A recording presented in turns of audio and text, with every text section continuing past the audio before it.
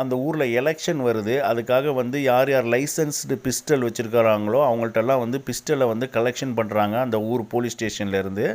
So அது மாதிரி தான் நம்ம விஜயராகவன் வராரு. அவர் வந்து நம்ம ஹீரோ ஆசிஃப் அலியோட ஃபாதர். அவர் வந்து ஒரு ரிட்டையர்டு மிலிட்ரி மேனாக காட்டுறாங்க. அவர்கிட்ட உள்ள பிஸ்டலை போலீஸ் வந்து கலெக்ஷன் பண்ண வரும்பொழுது அவர்கிட்ட வந்து அந்த பிஸ்டல் வந்து இல்லை அவர்கிட்ட.